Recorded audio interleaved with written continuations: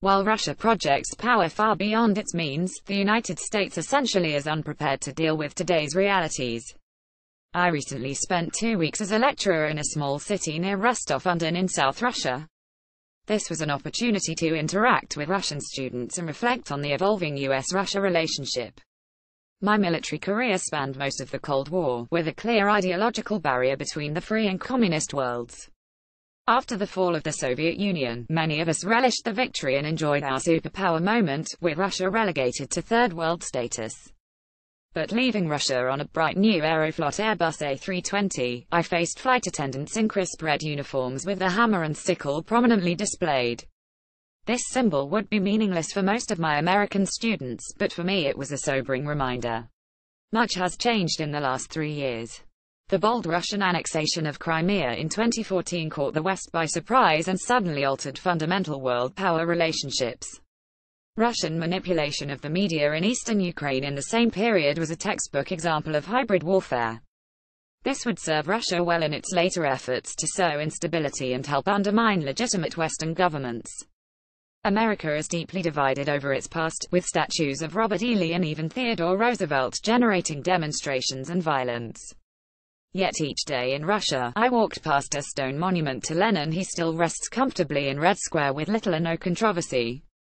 This is despite the fact that he remains a contentious figure with a history of mass killings and repression of his own people. Russia attempts to portray an image of brotherhood and unity, despite deep ethnic and religious fault lines in much of the country. Frederick Michael Lorenz, a retired U.S. Marine colonel, is now a senior lecturer at the Jackson School of International Studies at the University of Washington.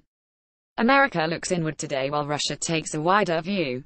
Last year Americans were chanting, "Build the wall," while Russia quietly undermined American democracy, with an ingenious plan to use hacking and social media as weapons. American diplomacy is in retreat, with the U.S. State Department unable to fill important posts in key locations. During the Cold War, America devoted significant energy and resources to the study of Russia and the Russian language.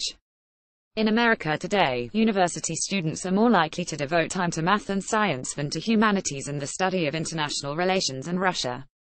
The former U.S. ambassador to Russia pointed out in 2014 that State Department focus on Russia was long ago eclipsed by the Middle East and Asia.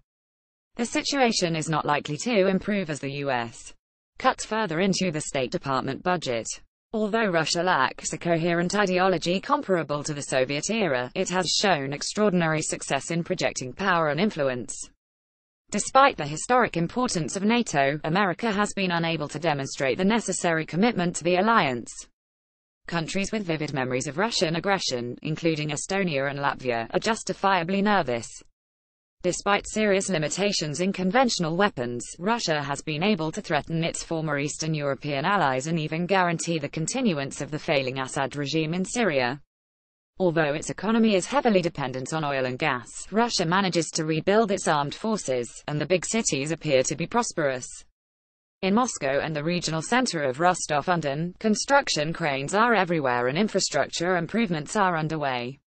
Limitations aside, Russia today can project power far beyond its means, focusing on critical vulnerabilities in the West. Congress has 3 investigations into a hostile power that worked to influence U.S. elections, but there is selective enthusiasm in government and among some citizens over the outcome. Russia is back, and America is essentially unprepared to deal with it.